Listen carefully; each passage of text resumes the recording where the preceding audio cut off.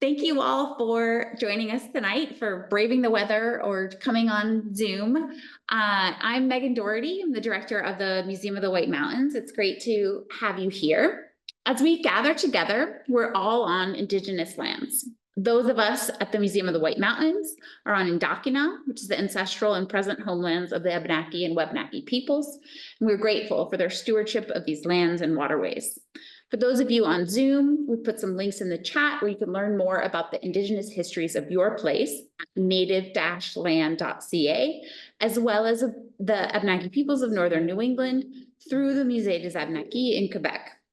This summer's exhibition of baskets and borers is part of our ongoing efforts to learn more about the continued Indigenous presence in our region. Over the course of the summer, our events will teach us more about research that we could only briefly touch on in the exhibition. For our first event, we're going to explore the forest floor under the canopy of white ash trees. Our guide through the undergrowth is Miranda Zamorelli. Miranda is a PhD student in biological sciences at Dartmouth, and her research takes place close to us at the Hubbard Brook Experimental Forest. Please join me in welcoming Miranda. Hi, I'm Miranda. I'm a fourth-year PhD student, like Megan said, in the biological science department. I'm also associated with the Ecology, Evolution, Environment, and Society program at Dartmouth College. My work actually really focuses on understanding the relationships among habitat selection, reproductive success, and singing behavior of migratory songbirds. But my academic advisor, Matt Ayers, and I have been working together with many other collaborators to study white ash at Hubbard Brook Experimental Forest. So I'm going to be talking about how do tree species in particular matter and the potential effects of the decline of white ash on flora and fauna. So, oh, wait, there we go. There we go. They'll disappear. Yeah, great. Okay, so this has really come to light as an important question about how do species really matter in the sense of the forest ecosystem with the introduction of many invasive insects like the emerald ash borer. This is a beetle native to Asia, and it was discovered in the US for the first time in Detroit in a port in 2002.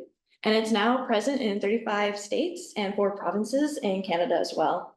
And this emerald ash borer has cost many dollars of economic damage as a result of its introduction. It is expensive to remove ash trees. Many of them are found in cities. And you can also protect ash trees, which can be expensive as well. And I can talk about what it means to protect an ash tree in a little bit. It's expected that the emerald ash borer actually arrived in wooden packing material, like you see here. Many of forest damaging insects arrive in wooden packing material as they burrow in wood. And it's not just a problem in the US, this is also a problem in Eastern Europe as well. So the emerald ash borer is going around the world in places where it's not normally present and affecting the ash trees there. But I want to take us really to New Hampshire and talk about what the emerald ash borer is doing here in our backyard. So ash makes up about 6% of New Hampshire forests. And when it's found in the forest, it's actually found in these little groves. So many times they're usually aggregated together. So they can be locally abundant in a space in the forest. There are 16 species of ash across the US. However, in New Hampshire, the 3 species are black ash, green ash, and white ash. And I'm mostly going to be talking about white ash because that is the predominant ash species at Hubbard Brook. Black ash and others though, but black ash in particular is the one that's culturally important, used by Abenaki people to make baskets. But besides the cultural significance of ash, ash is unique ecologically as well. So what makes ash special for an ecosystem? Well, one is ash has this late leaf out. And this is because ash is a ring forest species, meaning early in the growing season, ash has these vessels that grow and allow for more water and nutrients to go up through the tree. And because it's really investing in these vessels early in the growing season, its leaves actually burst out later compared to other tree species in the forest. And this is important because you have a later leaf out, and this means there's gaps in the canopy allowing light to hit the forest floor. And when the light hits the floor, it allows the flora and different plants on the forest floor to grow. So that's potentially just allowing more light to reach these plant species. Ash also has liable leaf litter, meaning its leaf litter is actually very quick to break down. When you walk through a forest and you pick up the leaves, you can tell there's maybe beech or birch, but you're not really going to see an ash tree leaf from the previous fall on the ground. And this is because they break down really rapidly, allowing nutrients to enter the system. And it also releases carbon as well. So that's another unique feature of ash. And the final feature I want to mention is ash has this arbuscular mycorrhizal association. So basically what this means is the fungi that work with the tree are special. There's trees form associations with fungi to get nutrients. So the fungi give nutrients to the tree and the tree exchanges that for nutrients to the fungi. So an arbuscular mycorrhizal relationship is not as common as an ectomycorrhizal relationship. Think about an ectomycorrhizal. When you see a mushroom on the forest floor, that's ectomycorrhizal. You can visibly see a mushroom. Arbuscular is more into the soil. So its fungi are special. So I briefly mentioned Hubbard Brook Experimental Forest, and that's where all this research I'm going to be talking about comes from. So Hubbard Brook is a forest at the base of the White Mountains. It's about 7,800 acres or 3,100 hectares. And it's made up predominantly of yellow birch, sugar maple, and American beech trees. In the lower parts of the valley, right here, it's eastern hemlock. And then in the upper parts right here, where it's higher in elevation, in this red space, it's predominantly red spruce and balsam fir. And I'll talk a little bit about how much ash is really present in the forest in a moment. But I want to talk about when we discovered emerald ash borer at Hubbard Brook first. So emerald ash borer was first detected at Hubbard Brook in 2021 by John Deitch. He was an undergraduate at Cornell University conducting his own independent research on insects at Hubbard Brook, looking at how insect communities vary with light pollution. And he actually caught an emerald ash borer in this trap right here. This is called the Malaise trap. And to give you a context, these traps are pretty tall where someone needs to lift me up to put the collection head on top. But basically, these are these tents that flying insects hit the trap and they get stuck up in the top of the tent. And there's a collection head at the top where the insects get trapped. So we can take that collection head and sort through the different insects and idea. And that's how the emerald ash borer was discovered at Hubbard Brook. So just by circumstance. So what's amazing about working at a long-term research site that's been conducting research since the 50s, it's known for its acid rain discovery. There's long-term data on the trees present at Hubbard Brook. So we know there's roughly 26,000 ash trees at Hubbard Brook. They tend to be the largest and tallest trees in the forest. However, most of them are probably going to die within the next 5 years. And this is because the emerald ash borer. We're expecting the input of dead wood to increase by 2.5-fold over the next 10 years. So this is a graph from this long-term data where they actually go out to different parts of the forest and measure how much dead wood is entering the system by counting the dying trees. And you can see that over time on the x-axis and then input of dead trees on the y-axis, that it is increasing a little bit, and we're expecting that relationship just to really shoot up over the next 10 years. So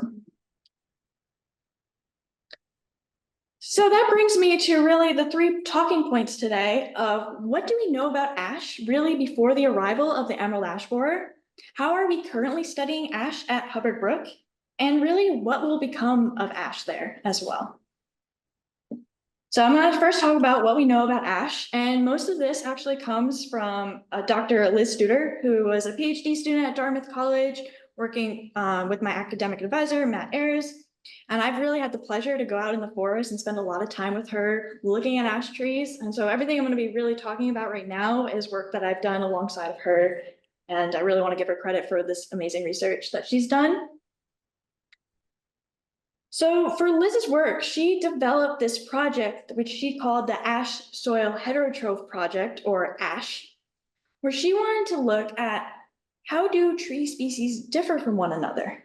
So she decided to pick 4 trees at Hubbard Brook. Ash, knowing that the emerald ash borer was going to be present any day. Ash, American beech, sugar maple, and yellow birch. So 4 trees. And for each tree type, she picked 15 plots, where each plot had that tree being the most dominant tree present there.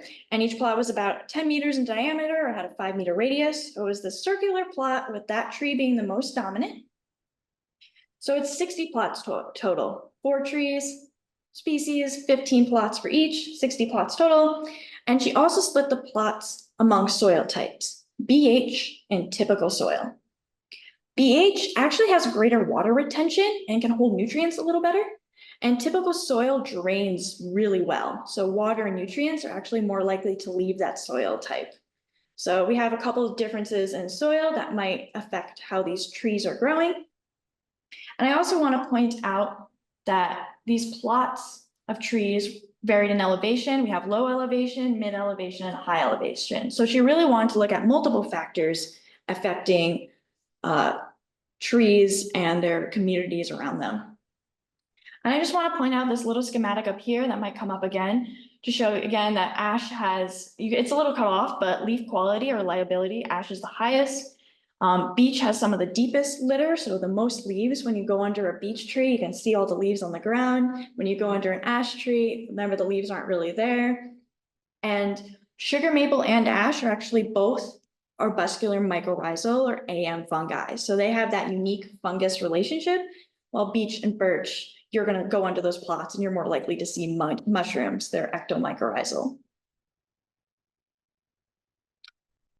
So our first main question was looking at light availability under different tree types. So does the subcanopy vegetation or understory vegetation differ by tree species? And she was thinking maybe so, because when you have an ash plot, remember it has a later leaf out. So more light is entering the forest floor, allowing those understory vegetation to take advantage of that light to photosynthesize and grow, compared to other tree dominated plots where their leaves are out and they're taking up all that light and photosynthesizing, preventing it from hitting the forest floor. So these are some of the understory vegetation that we measured. So we went to each one of those 60 plots and counted how many of these different plant species were underneath each tree type.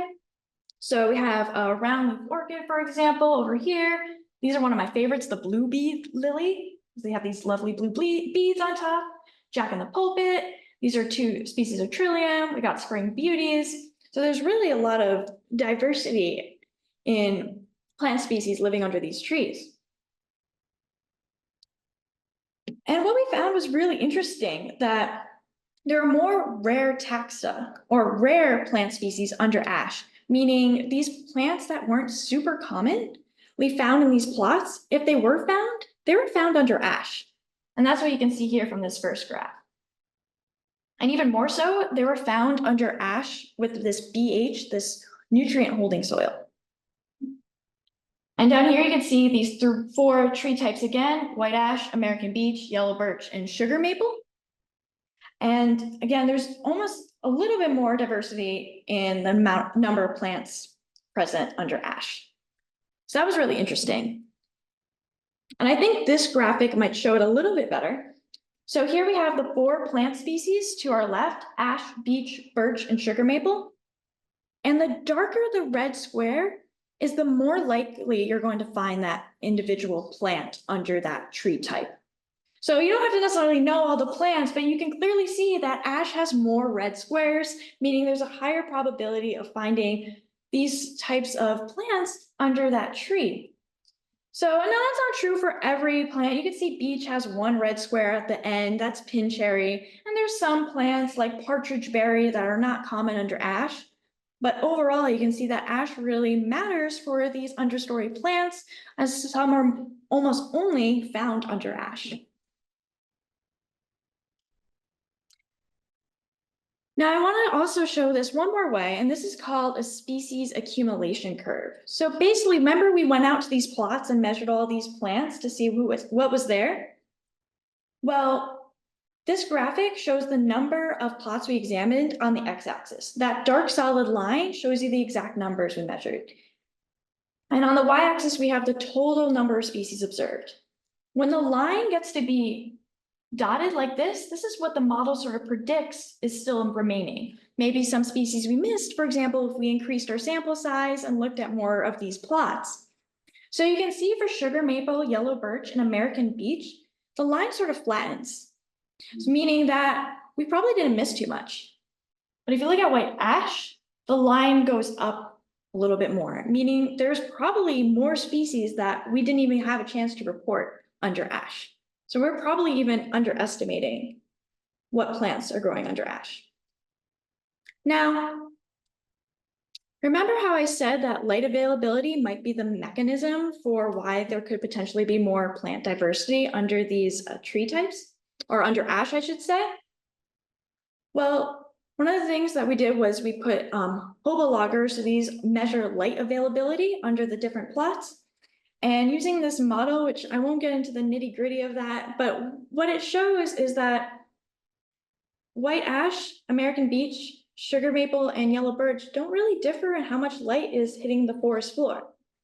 So it could be something with the model and how we're measuring it, but there's also some other hypotheses of why light transmission might not be the greatest in ash plots, and I'll talk about that a little bit later in the talk, so think about that. So this first question, does subcanopy vegetation diversity and abundance differ by tree species? And if it's so, is it related to light availability or light transmission? Well, what we found is that sub-canopy plant communities are actually more diverse, and there's many species in greater abundance under ash, highlighting the importance of ash for understory plant growth. But it doesn't seem apparently related to light transmission in the context of these models.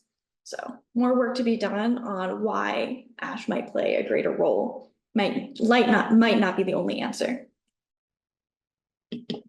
Okay. So again, I just want to highlight, there's because of these fungal relationships that, let's say, ash has, or sugar maple, that unique opuscular or AM fungi relationship compared to this ECM fungal relationship. These tree species differ in how nutrients cycle through them and through their understory, through the way their leaves break down, through the soil. And what this might mean is that it could be affecting the invertebrate in communities, so the insects, the bugs living under these different tree types.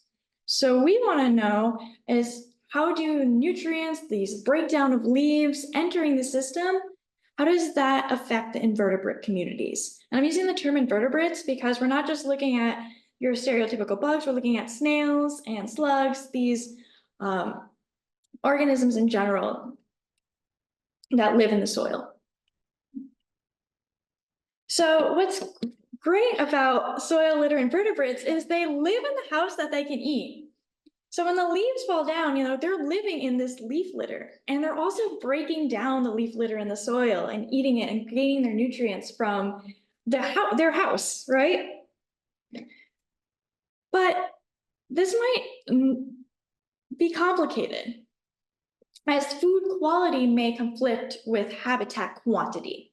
So remember how I said, for example, like beech, when you look under a beech tree, you're seeing a lot of leaves. That's great because you have now a lot of habitat for those soil invertebrates.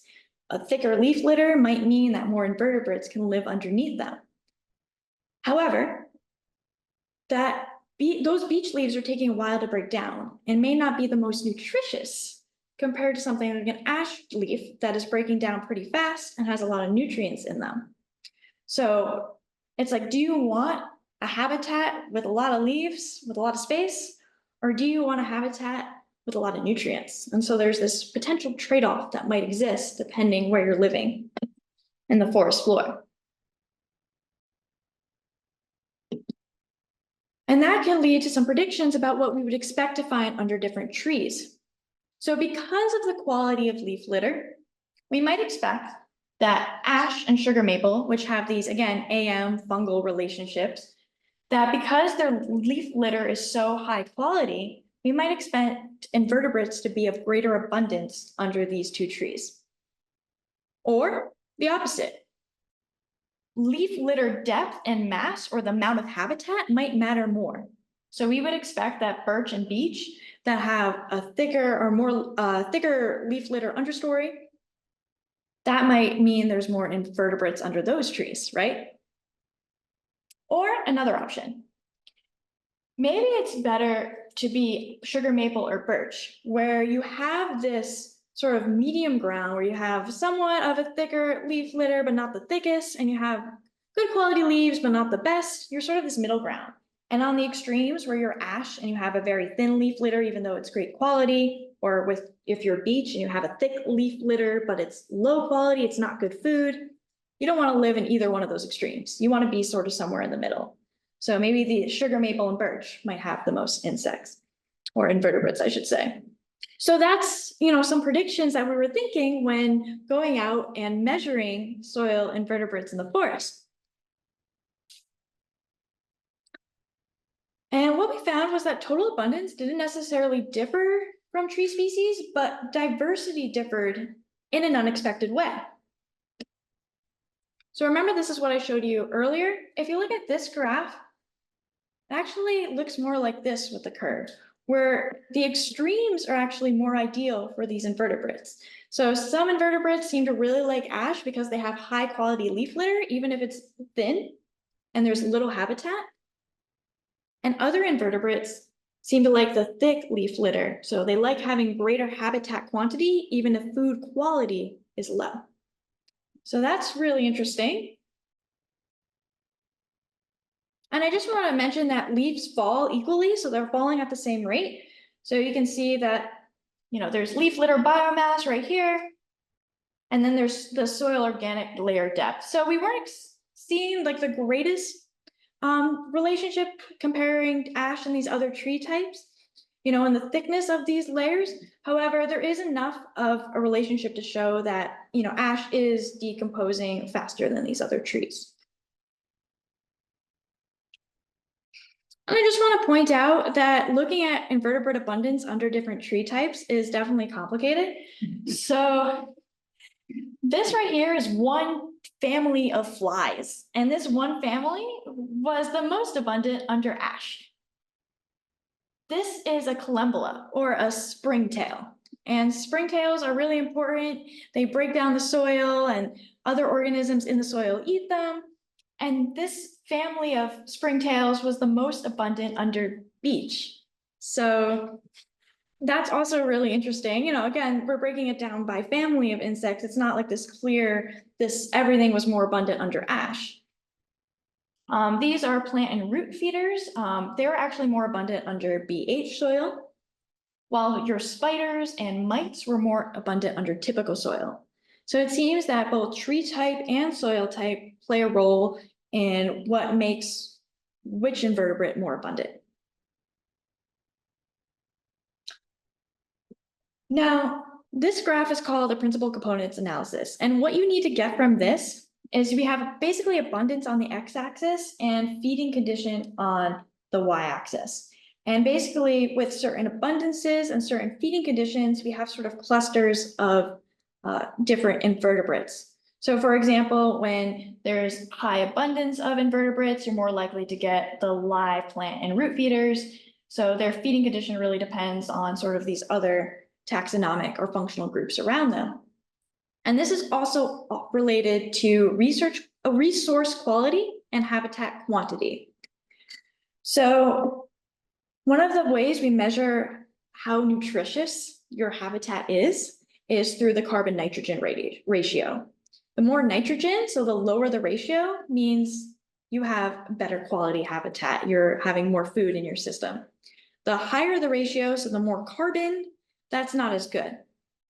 And you can see here with a higher carbon to nitrogen ratio, the feeding condition might change. So depending on the nutrients available in the soil, that influences what functional group or what different invertebrates are eating, for example. So you're more likely, for example, to have like organisms that are eating like live roots in a certain carbon nitrogen ratio, or you're more likely to have macro predators depending on the quality of the leaf litter.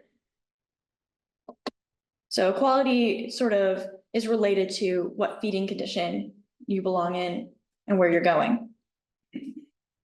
The other thing that matters is and this really shows what I mentioned earlier, the more leaf litter on the x-axis, the greater abundance of invertebrates you're likely to see. And that shows before the greater amount of habitat quantity, the more invertebrates you're likely to have.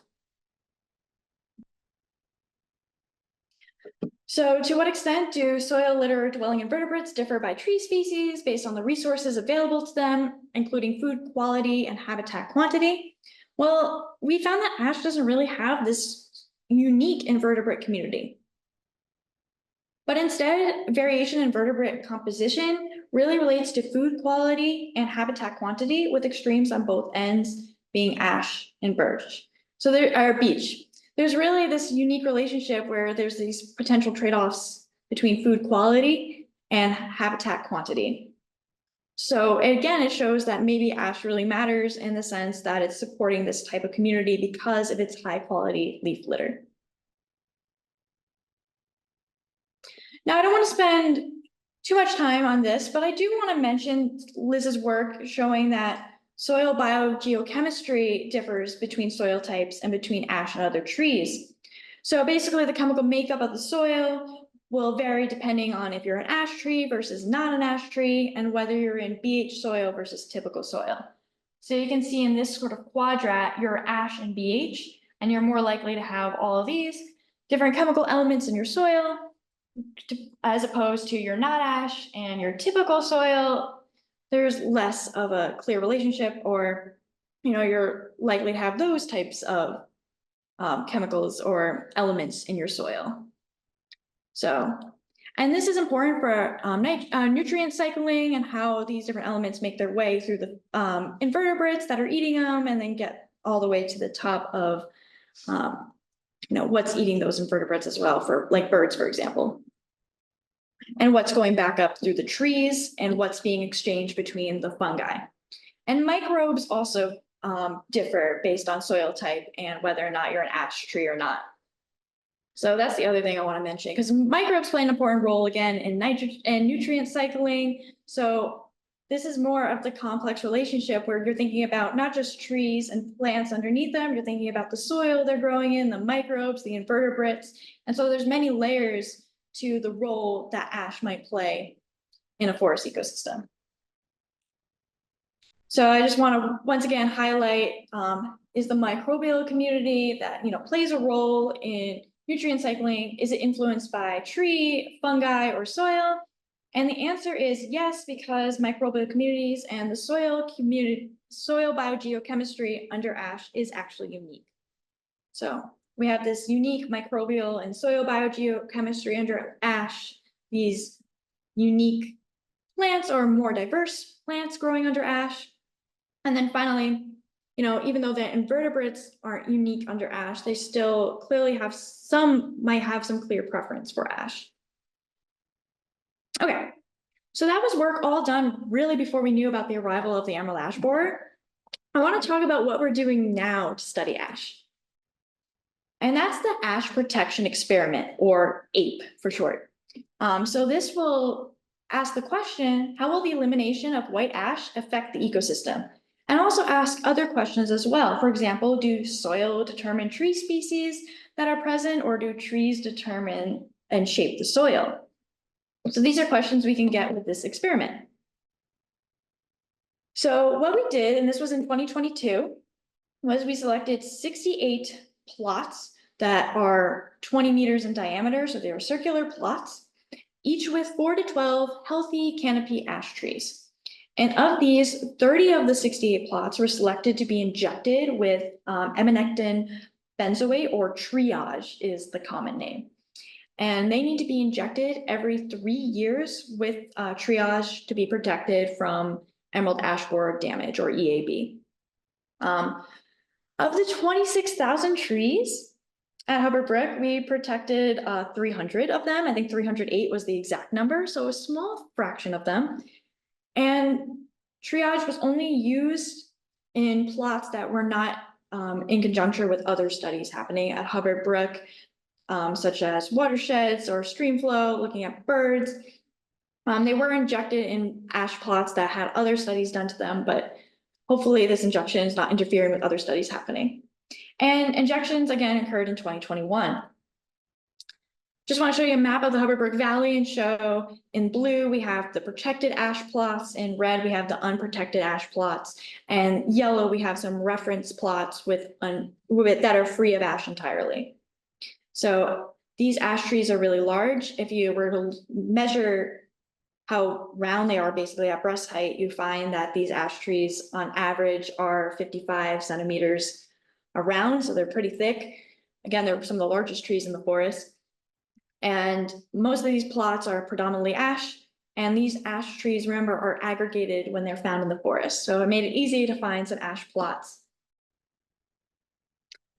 So this is what is used, emamenectin benzoate, when I talk about protecting trees. So a lot of times if you're walking, let's say through a town and you see an ash tree, it's been many times injected with this. So it's an ivermectin derived compound, and it's not toxic to vertebrates. It's commonly used in agriculture and fish farming, but it's an insect neurotoxin. So basically it binds to this specific GABA receptor, and it, shuts down these insects, and it's particularly harmful to Lepidoptera, or caterpillars, but it also affects beetles. Basically anything that's eating a tree leaf, it's going to not make it because of this toxin. What's great though is it degrades under UV exposure, so it's not going to stick around in the soil for very long. And it's typically injected in the sapwood when applied against treeplets. And I'm going to show you a little bit more about that in a moment, but I just want to, talk about ArborJet for donating some of the triage for us to use. And this is actually, this is John, who discovered the emerald ash borer. So he came back the following summer to help inject ash trees and continue studying it. And this is Mike. Both of them were field techs on the ash protection experiment, working to inject ash trees. And I just want to show you this quick video. So this is Maria, and you can see Maria sticking this needle into an ash tree. And there's multiple of these demonstration videos that the students made to understand for the future how we're going to inject these trees. So the needle goes into the tree, she flips the switch, and then she's going to head to this compressor, and she's going to flip one more switch. And that allows the triage to enter through the tree. And you don't just do this once per tree, you have to drill holes and do this around the whole tree. So it takes a long time, and you actually need a license to do this. So it's really a lot of effort, and it's amazing the work they're doing to inject these trees every 3 years to make sure they're protected and we have ash to study at Hubbard Brook. So there's a lot of measurements being planned right now to study ash. We're going to look at those brown food web or soil invertebrates, looking at spring ephemerals, orchids, the understory flora, mushrooms, those fungi associations, canopy light, nitrogen cycling, nutrient cycling, leaf area index, or LAI phenology, so how leaf out might happen at Hubbard Brook under these different tree types, bat foraging. There's a lot of different elements that are going to be looked at because of this experiment. One of the things that's already set up are these understory light sensors, or POBA loggers. There's some under ash protected plots, some under unprotected plots, and some under these reference plots that are made up of other tree types. And they're getting different measurements of light. So in 2022, for example, there was a slightly later, but still when it happened, very rapid green up or leaf out for these different trees.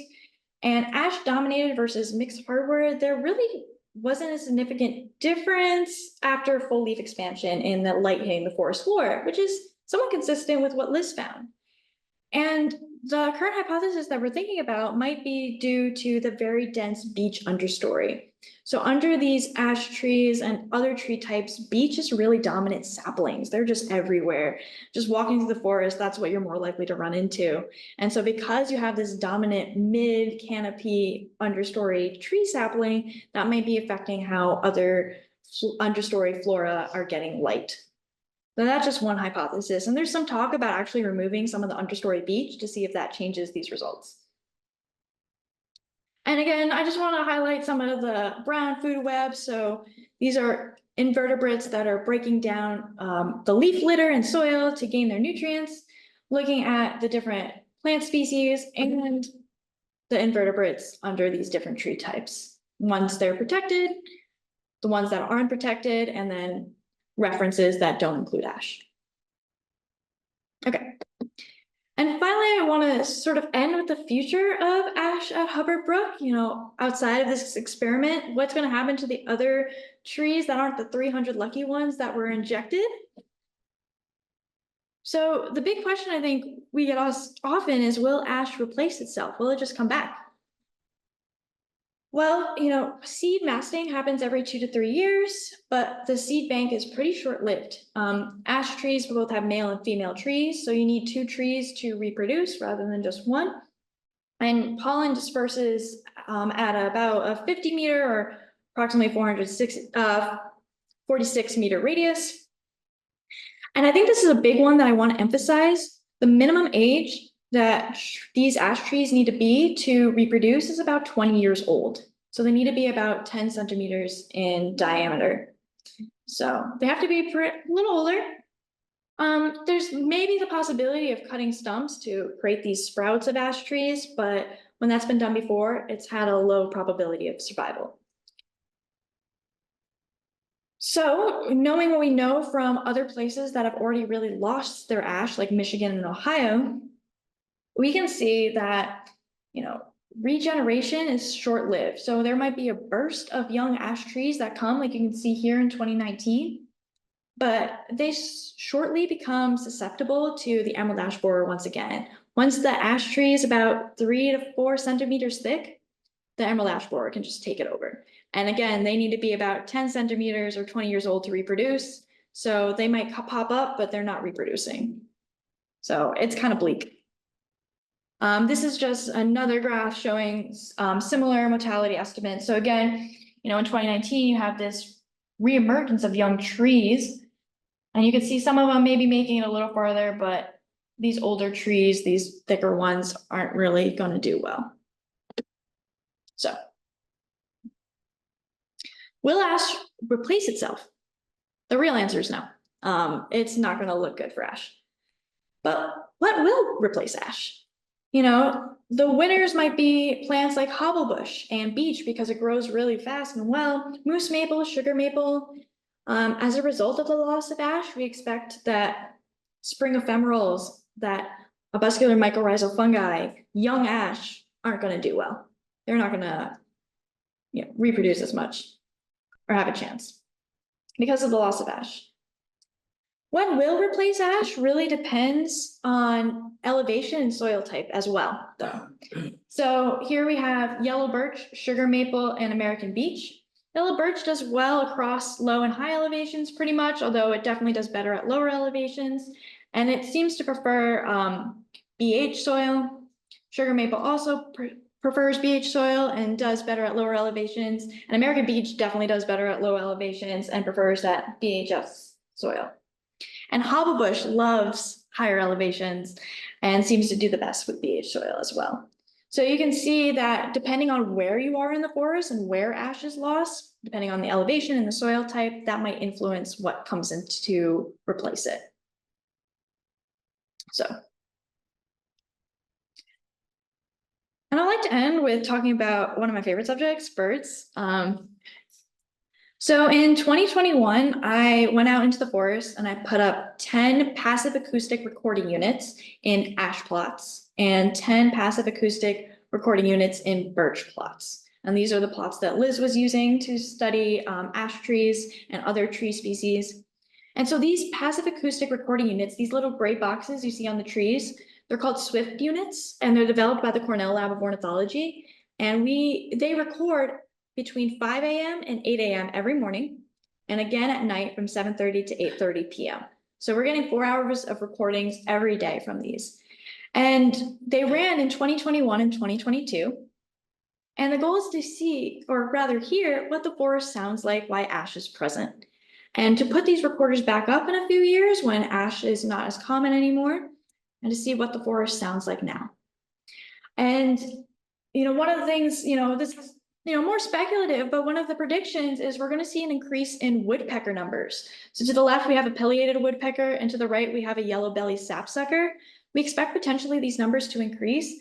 They love, to peck at an ash tree and eat those emerald ash borer larvae and adults, because there's going to be an increase in dead wood. They're going to be using those cavities, using the dead wood to have nests potentially, or at least maybe eat the emerald ash borer again.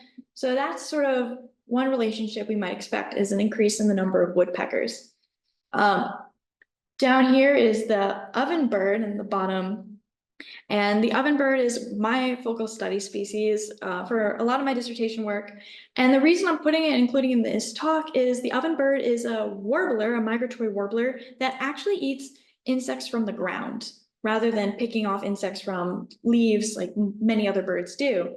So the ovenbird, the hermit thrush, these ground foraging birds might also be affected by the loss of ash potentially. We show that certain invertebrates are more common under ash. I mean, ash doesn't have, the most unique invertebrate community, but it clearly has sort of some relationship based on its food quality and invertebrates that are present underneath.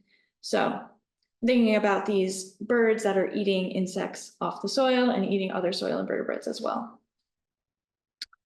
And finally, I just want to highlight a paper. I'm not going to highlight this whole graph, but this is what it looks like. It's showing different species of birds and how they forage on trees and what trees they forage around. So what you can see here is a list of different birds on the top, and then to the left, we have ash. And I just want to highlight a few different birds. So the yellow-bellied sapsucker, about 12% of the time, it was foraging around ash. That's not very high, but again, it is using ash as a tree species. And maybe again, with the increased abundance of food because of the presence of the emerald ash borer, maybe their numbers and their use of ash will actually go up. The white-breasted nuthatch used ash and foraged around it about 6% of the time, not very high. Same with the Blackburnian warbler, not very high. The only bird that really showed like 20% or close to it usage of the ash trees to forage around was the Philadelphia vireo. And this bird is actually not really present anymore at Hubbard Brook at all. And that's due to this forest secession. So as the forest aged, the Philadelphia vireo sort of went away. And that's a common story for some birds. They just like a younger or different forest type. So, they're not going to be affected by the loss of ash at Hubbard Brook, but maybe in other places if they're really using white ash and foraging around there as well. So although it's nice to think about the soil and the invertebrates, thinking about birds and other parts of the community as well in this big picture are important too. So with that, I'd like to thank everyone who's really been a part of this project. I am going to plug Jeff and Matt are giving a walking talk at Hubbard Brook on July 9th, starting at 1, where they'll be actually going to the ash plots and talking about some of the work being done. They'll probably go into more details about the ash protection experiment. And they're really involved in the project, of course, and they're wonderful. And I encourage you, if you're interested, to get out in the forest and learn more. They're going to give a great talk, a great tour. And with that, I'd like to thank you all for listening, and I'll take questions. Yes? I had a question about, talked about beech trees having more leaf litter. And I'm wondering how much of that is due to the fact that they don't drop their leaves in the fall. They drop their leaves when new leaves are coming out. So they don't have the advantage of being on the snow or the disadvantage Right. of being under the snow, so you'd expect the leaf litter to be more. And the other thing, I know ash trees as a yard tree, not as a forest tree. And I agree about the leaves decomposing pretty fast, but those little stems that have the leaflets on them, they last forever. Yeah. Will you repeat the question? Yes, absolutely. So the question was, how do, so when beech lose their leaves, they lose their leaves, In the spring. in the spring when they're growing new ones. So, you know, they don't have that impact of the snow on top of it, breaking it down as much as some of the other tree species. So thoughts on that. And then also, you know, ash as a backyard species, yes, the leaf break down fast, but what about the stems and the little leaflets? Yeah. That's a great question. I think that's definitely one reason why beech has, you know, it's not being impacted by the snow, so it's not breaking down as fast, sure.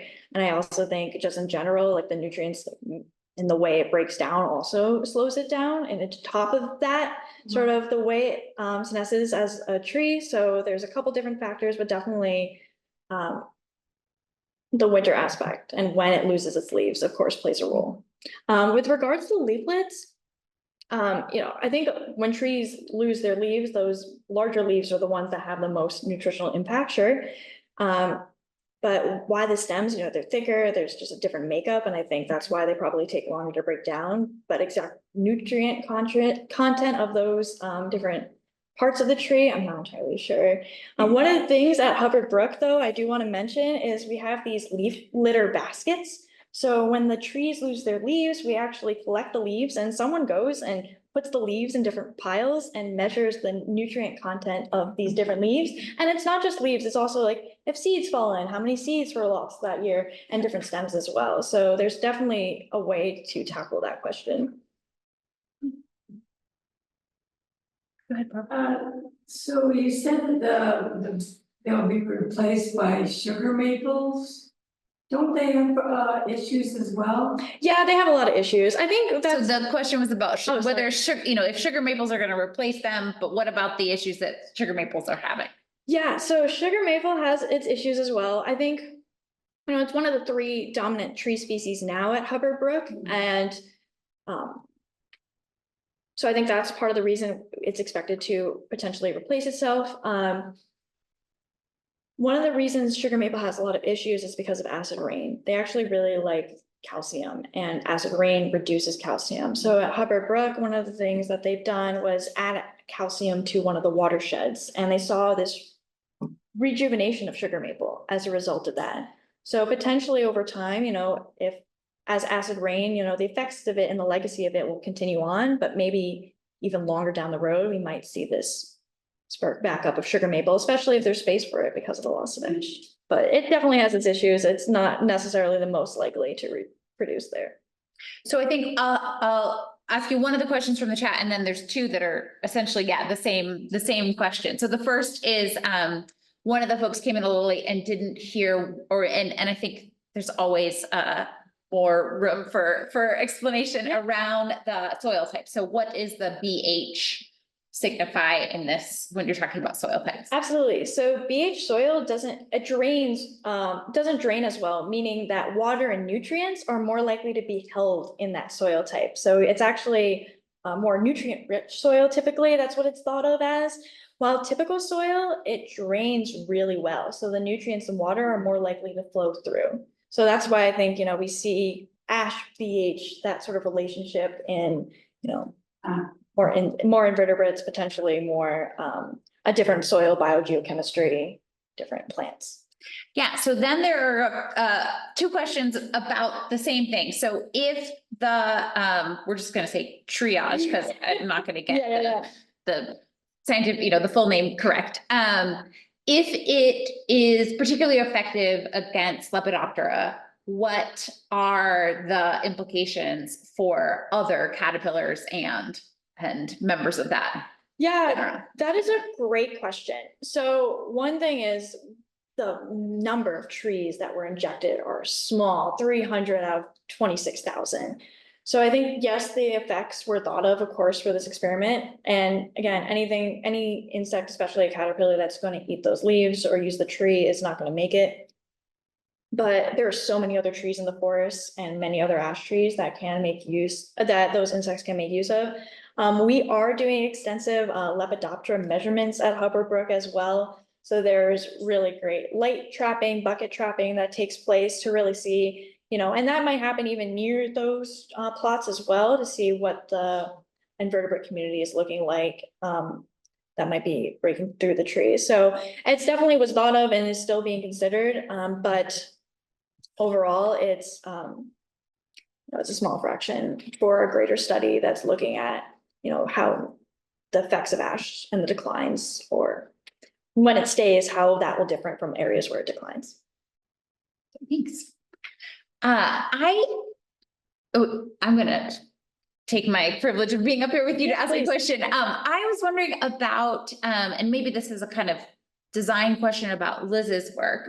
But the timing of the survey work that you were doing for the plant communities, if you could just talk a little, like, did you go once? Yeah. In May? Did you go, like, were you seeing the, how that understory changes? Absolutely. So Liz's work, we did all of that vegetation sampling. Actually, I think it was at mid-August, like within a week time frame. So we did it all within the same week to make sure, that we're not doing some in May where there's different types of vegetation and some in August.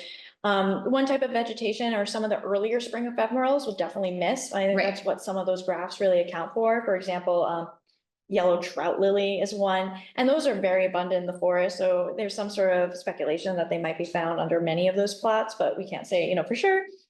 The other thing Liz did was she was really focused on trillium.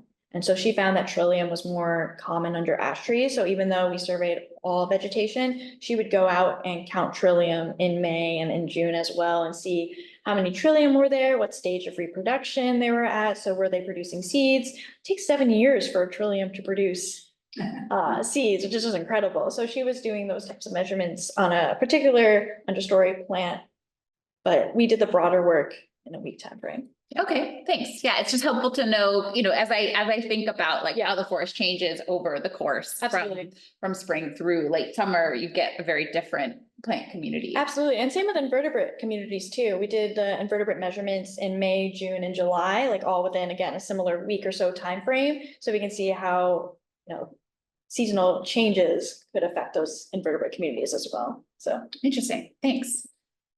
Yeah, go ahead. Is that spray that they're using, is that special to this area, or are other countries using other kinds of sprays? So the question was whether the insecticide that's being used at Hubbard Brook is being used elsewhere, or if that's just you mean elsewhere, like in Europe or across the US or Other countries where, well, Canada. Right. definitely being used in the US, and exactly if it's used in Canada, I'm not entirely sure, but triage is, I think, one of the more common ones, and endomectin benzoate is, endomectin benzoate, if any sort of injection is being used, it's that chemical pretty much, yeah, because that's the one that will affect them. So yeah, I don't know of any other chemicals that have been used to inject, and I haven't heard of anything else in Europe in particular. So that's, whether it's the brand triage, Right. it's probably effectiveness. Yeah, Just a comment. Yeah. You mentioned about basketry and ash, but you didn't mention baseball bats. You have to mention baseball bats. Yeah. You gotta talk about ash. I know, I should. Yeah, so and having moved here from Kentucky, we didn't live in Louisville, but we definitely knew about Louisville slugger, which is made with white ash. So yeah, another impact of Absolutely. losing it in our forests. Yeah.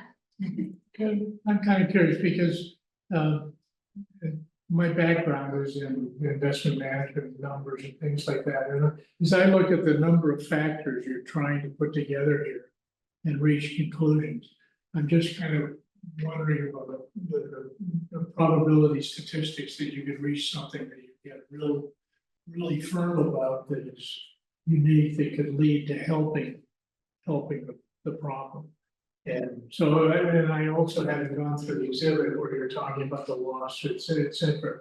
There wasn't much about it yet in this about what can be done to solve the problem with the ash for all kinds of good reasons. Yeah, so the question was, what can be done about the problem, that ash is having, for all these different reasons we talk about, and especially because we're looking at these multiple factors to sort of maybe use statistics and find the answer. And I think, well, can I ask a question before you answer? The question asked a little bit about, so upstairs in the exhibition, there's a section that talks about the biocontrols. So there are 4 species of parasitoid wasps that the USDA has researched and it's releasing with partners around the country that are specific to the emerald ash borer. They're a sort of natural pest to the insect. And I don't know the answer to this, and maybe you don't either, and that's okay, but are there any study plots using biocontrols at Hubbard Brook? the answer is no. Okay. Actually, so the reason I sigh is because it's just so bleak. I think ash is sort of, for a lack of better word, it's not there's no solving this problem unless you're injecting all these trees. The biocontrols for other invasive insects, an example's not coming to mind right now, but my advisor and I have talked about it, and they don't really work. Or, you're bringing in something else now that's not native to here, is it going to do well? And the answer is maybe not. So that's just sort of bringing in something else to have, to maybe attack another invasive insect when it might not necessarily do well. I think it's just trying to see, what the forest is like now, and thinking about and showing the impact of invasive insects and how we can prevent this in the future. And I think, he's no longer with us today, but Gary Lovett really talked about this problem and, the policies, not using wooden packing containers, for example, when shipping items. Like, that's more of the root of the problem. I think it's a little late for ash, I'll be honest, and I know that's maybe not the answer everyone wants to hear. And, I think injecting trees for, the ones that are in the cities, there's not a lot of black ash at Hubbard Brook, but all the black ash we found at Hubbard Brook, which was like 2 or 3 trees, we did inject, to save them for the cultural importance of it. So, finding a way around that. Again, that's not an easy solution. It's expensive. There's no clear flaming, but thinking about the impacts it's having and how we can prevent it in the future is, I think, a stronger direction. Yeah, if that answers your question. Yeah. Well, I'm just a comment, but along that line, I traveled to the Shenandoah Valley last fall and was on Skyway Drive, and there was a block of ash that they were labeling as ghost trees because they were all gone. They were just dead and standing, and it's really sad to see and learn what was happening. Particularly, we're having a yard full that's going to be gone. Yeah. Yeah, it's devastating. The comment was about, there's these stands of ash that are just ghost trees because they're basically functionally non-existent. They're dead. They're not going to, they're just standing dead. Yeah. So I will say, we're still working on the details, but we're hoping later in the summer to have an event with a research group out of New York that are based at the Ecological Research Institute, and they're studying lingering ash. So the kind of the 1%, if you will, studies have shown that there's sort of 99% mortality rate with emerald ash borer. And what this research group is really interested in is, and it's there's a lot of kind of citizen science aspects to it, of finding that 1% of the trees that do persist on after you have that kind of, is there that one tree in that stand that's left with, at least a kind of 80% of a live crown. So, and then the USDA is doing research breeding the lingering ash to try to develop, and it's kind of similar to some of the work that's been done with the American chestnut, right? So to kind of develop a breeding program that can have trees persist. Again, it's a big project. It's a long project. It's not necessarily on our time scale, but on the kind of forest time scale, it may be that there are, I'm just dispositionally hopeful. So there may be these kinds of glimmers, and it just may be that in you know, in the time that you're gonna write your PhD, they're not gonna figure it out. In the time that I'm working at the museum, they're not gonna figure it out, but, you know, on a larger time scale, there may be some other possibilities. So. Absolutely, and I'll echo that, you know, when we're going out and surveying these ash trees and continue in the next, you know, decade or so, you know, keeping an eye out for which ones are alive and saving those seeds and contributing to that research is something that is on deck, even if it is a small percentage. Right, And right. yeah. Okay, well, thanks so much, Miranda. This was Thank really you. wonderful.